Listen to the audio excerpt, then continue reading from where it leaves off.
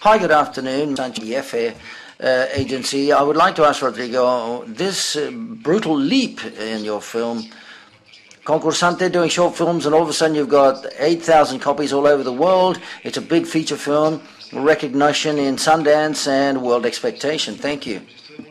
Well, this demonstrates once again that nobody knows nothing or anything. A priori, you would think we would systematically think you'd done the film following the rules of what we should do to achieve success and contravene them one by one later on. One of the reasons that I was attracted by the film from the first moment is because it was impossible. It was impossible to make. It was an absolutely nonsensical and a perfect reason to jump from the 18th floor and into the deep end.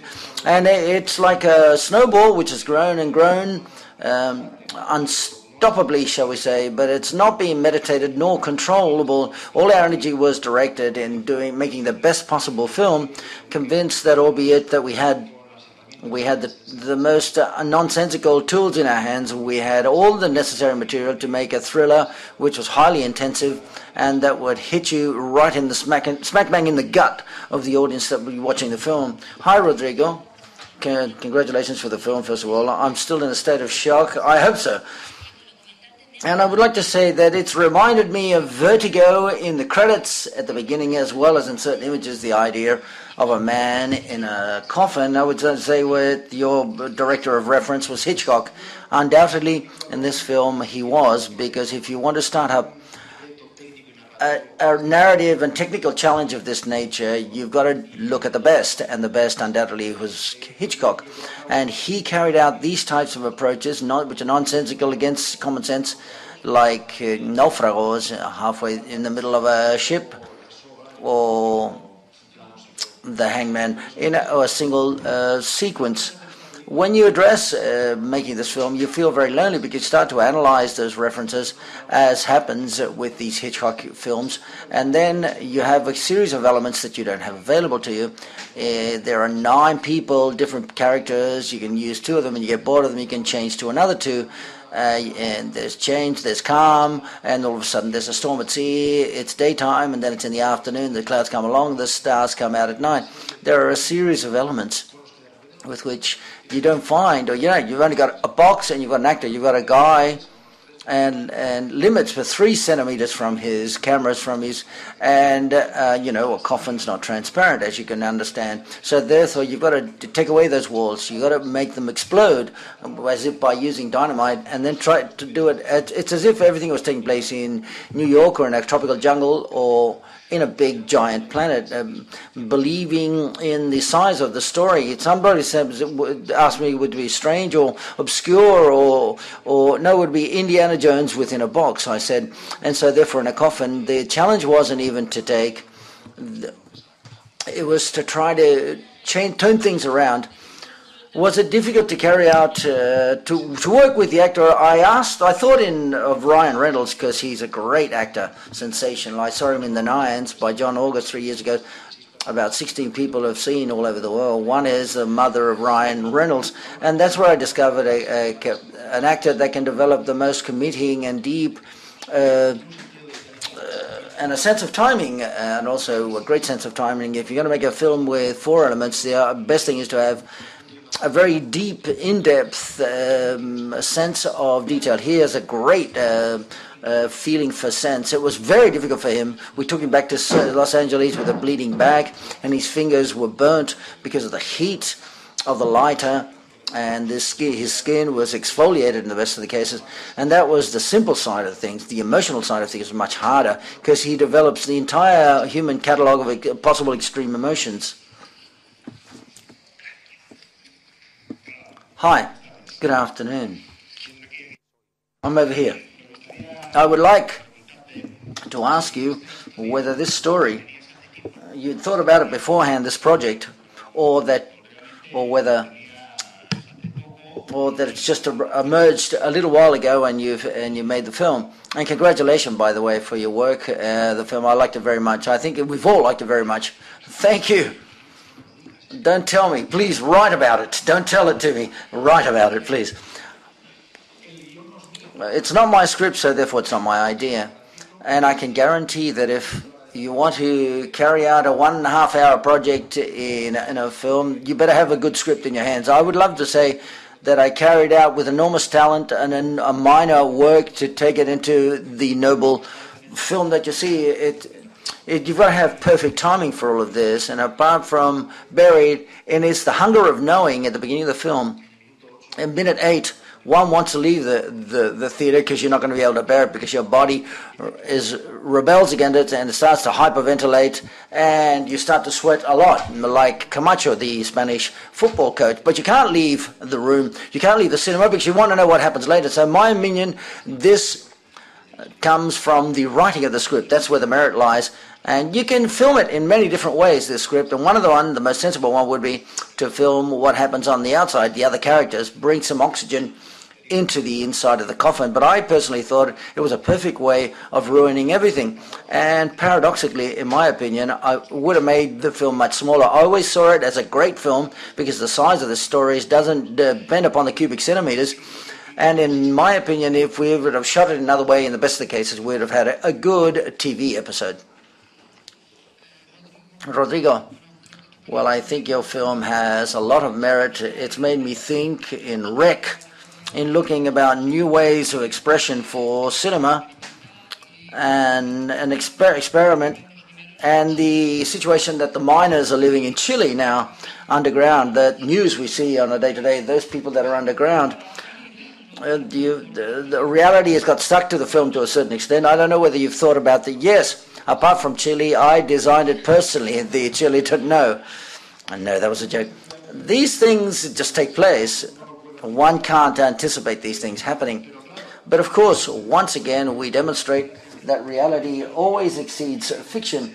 And no matter how nonsensical any type of premise is, reality gets ahead of things. The episode of Chile has got its own movie in itself to a certain extent. Billy Wilder made when he did The Great Carnival, which has a lot to do with happens inside and with the media show that it's analysed, or that occurs around it.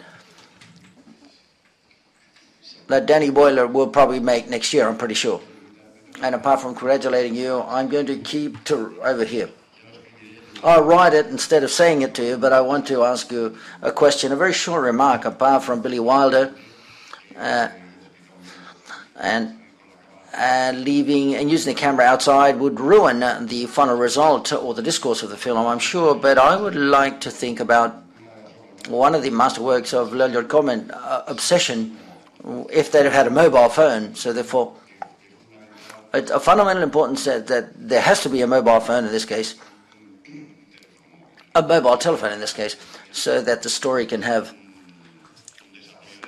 a development within that closed space. Yes, the story of cinema, there's a handful of films that have had a sequence that have taken place in a premature burial or in a coffin. The longest one probably lasts 7 minutes of these, and quite probably will be Kill Bill 2. I'm not up to date as regards to coffins in cinema. Then the small achievements of my film has made the best film in history internally located within a coffin, but just within a coffin. It's not a great achievement, perhaps, but it's my great achievement for myself. Once again, when one analyzes these scenes, one feels quite lonely because there's not too many references, the truth be said. At the end of Vanishing, there's a sequence which is quite agonic and spectacular, but it lasts for 2 minutes. Kill Bill 2 goes beyond the common sense, a premise which you believe to be impossible, with a scene which lasts for 7 minutes, which is magnificent.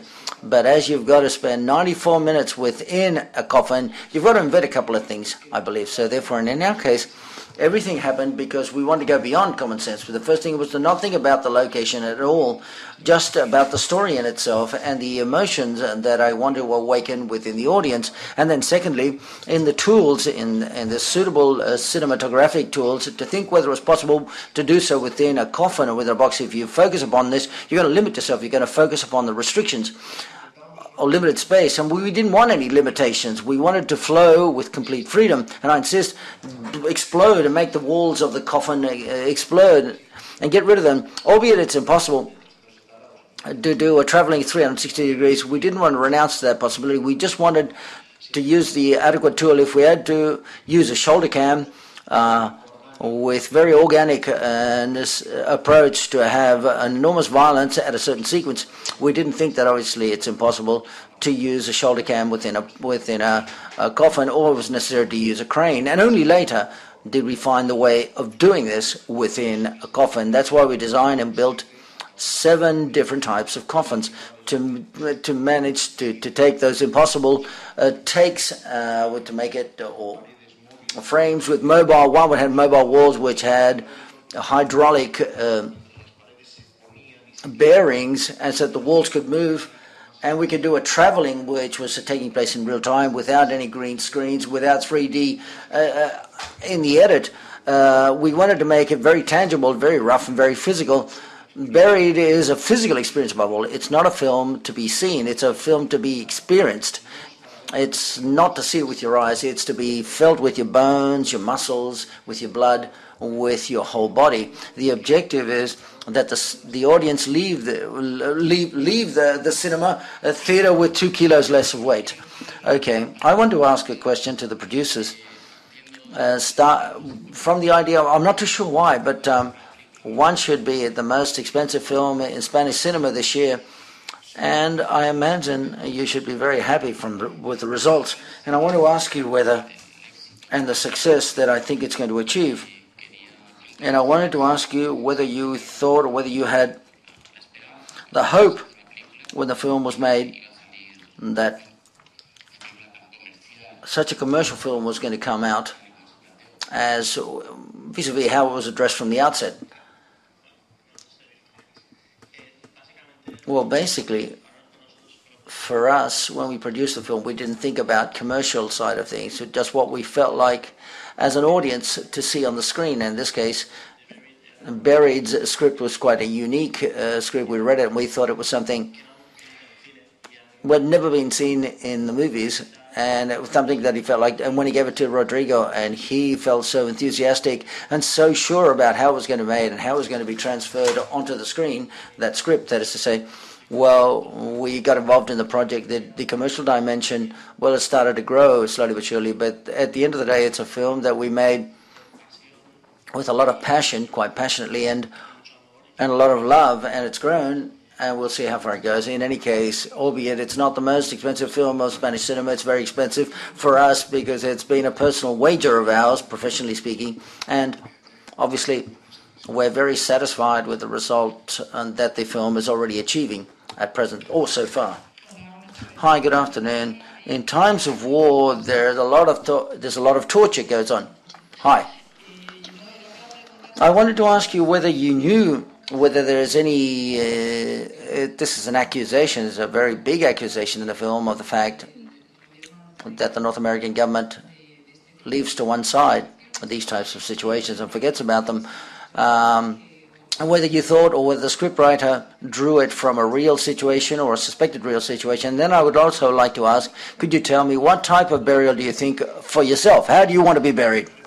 I'll start by the second question. I want to be cremated. And in fact, we're thinking about the sequelae, or the second part of this film, and cremated would be the most commercial film, or cremation. If we use Hitchcock terms, McLaughlin. I like political. Buried is not a political thriller. That's why I like musical, but I can assure you that Ryan doesn't sing in any of the sequences in my film.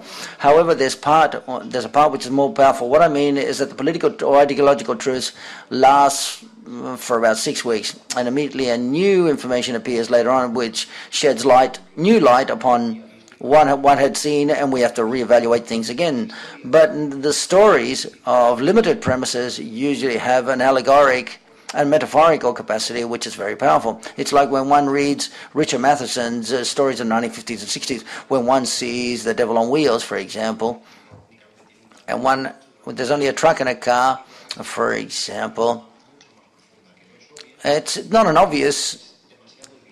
It's not quite evident, but nevertheless, it's very, very powerful, and there's a lot of, it branches out, for example, like what happens in I'm a Legend, or even the Romero 1970s, when you see Zombie, or The Dawn of the Dead, for example, and you're seeing zombies attacking a shopping mall. But there's a remark here, that's a much more powerful social remark, going beyond the ideological. This is a high-tension thriller, and apart from the high-voltage thriller, for example, and that's why people are committed to the Paul Connery's enemy is bureaucracy at the end of the day. That's his main enemy, and people feel so close, and there's so much empathy towards the character, not because that last weekend he was buried alive and they share memories. That at least is what I hope.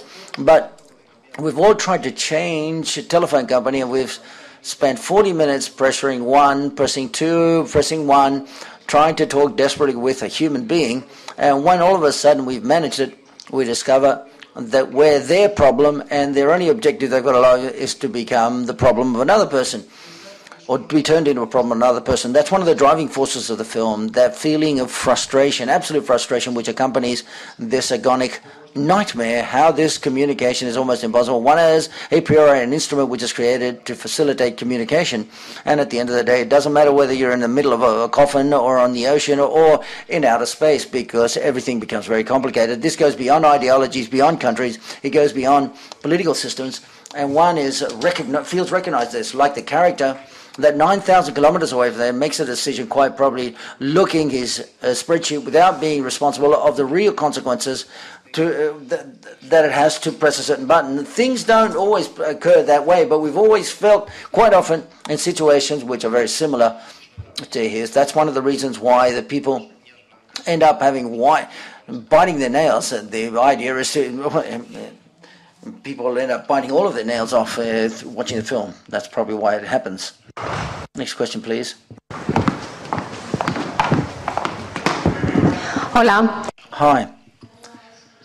Have you managed to take tension away during the shoot of the film? As I imagine, there was a lot of stress, because obviously shooting what you're shooting in the film, all that the drama and tragedy, we didn't manage to do so. How did you do? Jokes? No. The truth? No, not at all.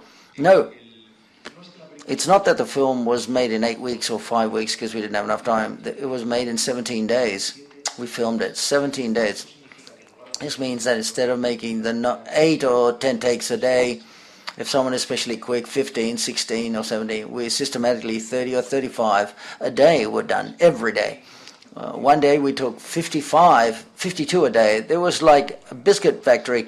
All we had was time to shoot, and the conditions were very agonic and very extreme. I say this, and I'm not saying that I'm proud, but please don't. I don't want anybody to go through this like I did again. For Ryan, especially physically, it was very, very hard on him. He went back to the US and Los Angeles in these conditions, disastrous conditions physically, but this was translated to the rest of the people that work with me. I've never suffered so much throughout in my life, apart from those 17 days. The level of maximum concentration that you have to, and the tension that you have to maintain to make it possible, to make possible what's impossible, because it wasn't easy to do so in that environment. It was quite extreme, and I'm sure we've lost some years in life, of our lives in doing shoot, but we believe that it's worthwhile. We believe it now because we've still got life to go. When we're about to die, and we know that we could have lived for another 5 years, we'll probably see it in a different way. So therefore, you didn't take any drugs or anything to recover from all of this. No. And no, the circumstances were so tense during the shoot of the film. Quite frequently we saw members of the staff abandoning the set because they couldn't bear the tension of what they were seeing, despite the fact that they were seeing in the lighting a guy with a microphone and a guy wearing a cap. Despite this, when they saw the screen in the combo, on the screen, it was so agonic what they were feeling, and so true, so brutally true. The enormous role played by Ryan Reynolds. They had to take some fresh air. They had to believe they were still alive. I asked you this, for example, in Honey Games, Richard Honeycutt in his opera prima and the remake, the harshest scenes, he used jokes and laughed with the actors to lighten the situation. I didn't know whether he used anything in order to take away that tension during the shoot. That I imagine Ryan lived it very close, well, in first person, just like you did, I suppose. No, we didn't use any artifacts to use anything. There was very little room in that box, and there was very little space for any type of laughter. We enjoy ourselves now in the press conferences, and the tour where we're touring the US. Oh, we're laughing now a lot more than we used to back then. There was no room that more than just for shooting the film. We didn't even do any rehearsals. One of the decisions that we took from the outset, we're not going to. Ryan wanted to discover the things at the same speed that he discovered it, according to Conroy, to confront these challenges in real time. And there was a moment in which the extreme speed and the mutual understanding that we had that directly, we didn't even show the takes. The first rehearsal was shot straight away, so therefore the film evolved organically, very savagely on the other hand, but that agonic feeling and that feeling of an extreme nightmare and an objective nightmare has nourished the film, and it can be perceived. That's one of the reasons why the audience, when it's projected, it's like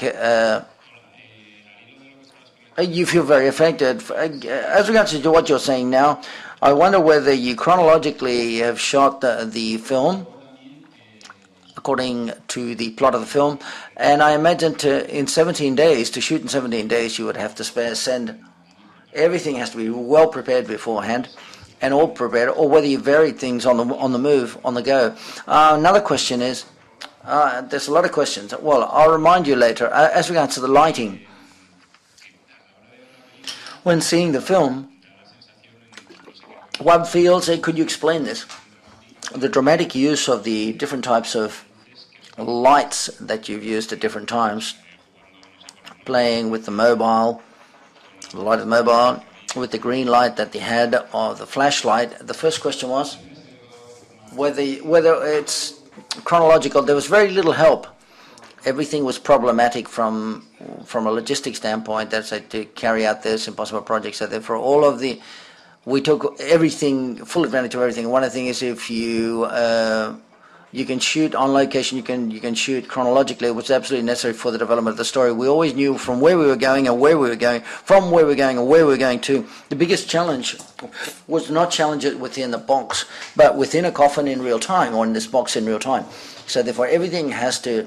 Ryan cuts and edits himself. If something doesn't work in one physical position or something similar, you can't go to another actor and there's no reaction. You can't show a point of view because it's wood. You've got to stay with him all the time. Everything has to have perfect choreography, and emotionally it's very harsh, because one of the reasons for which God invented ellipsis in cinema is that you can go directly to the significant situations and eliminate dead times. If a conventional film, an actor breaks down and cries, we can cut to an on-location Central Park and then follow with the film. Here we've got to see how he breaks down, how he recovers, and how he goes ahead. And this can't be a value of attention, and we have to maintain the tension all the time. The other question was, it took 17 days, let's say in 17 days, chronologically, and whether everything was well prepared beforehand or whether you had to improvise things on the go. Everything has to be well prepared. If you've only got 17 days, the best thing is to direct with the mind of the editor, because you've got no margin to be able to shoot everything from every possible point of view, and for someone else to do the work. This doesn't mean that there wasn't a certain margin to react in alert and to reality in real time. So that one of the obsessions to be able to turn this story into film is that the film should reinvent itself every 8 or 10 minutes. Visually and stylistically, it should react in the same way the story does and the character. So therefore, we've got to make sure that we detect it. If anything was being repeated, we should find a way of take it to another place, but with a very rigorous skeleton, shall we say. As regards to lighting, one of the reasons which we wanted to make the film a physical experience is so that people could feel projected to the brain of the actor and the character. So no one could see something that he doesn't see, and people should know anything that he didn't know, so that people could feel identified with this. leaving that box or the coffin would have ruined everything. And light is a fundamental reason for all of this. In a conventional film, when you've got darkness, you've got this false darkness in which you assume that you can see something that the protagonist can't see, so that you can continue the action, albeit he may be hitting himself against the walls. In this film, when there's darkness and it's black, it's pitch black, you see what Paul Conroy says: if he can't see, you can only listen. If he can only listen, we can only listen or hear things. And when we use light, it's practically, as the English say, the Anglo-Saxons says, in 90% of we've got a light. That's the only source of light that exists in the film. This means that we always had the diaphragm in the extreme position with a very thin or narrow depth in the diaphragm, and you're living in the abyss. It's a very delicate balance. If you want to make a film like this, the best thing is to not be afraid of the dark, because you're going to be in the most extreme possible conditions. When he uses the mobile phone as a source of light, which is what you would do if you found yourself in those circumstances, you only see what that mobile phone shows. Undoubtedly, that light doesn't come from a real mobile phone, because it couldn't appear. It's an LED system, but the perception of the audience is exactly the same. Everything that doesn't fall in that is absolutely dark. The same for the green optics for the flashlight that doesn't work right.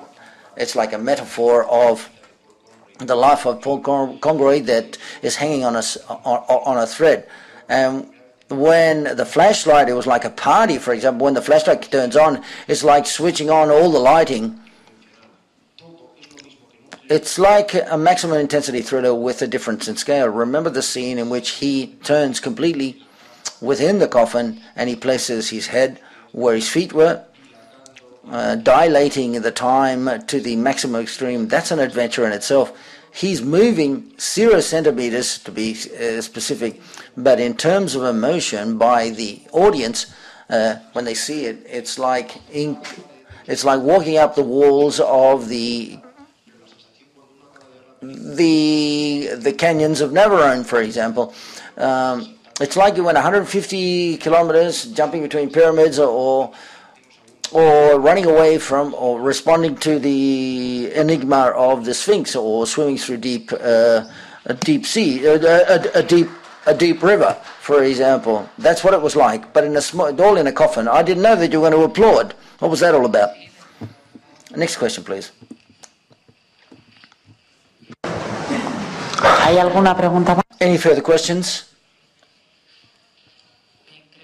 I think you've explained yourself quite clearly and very well. Thank you very much.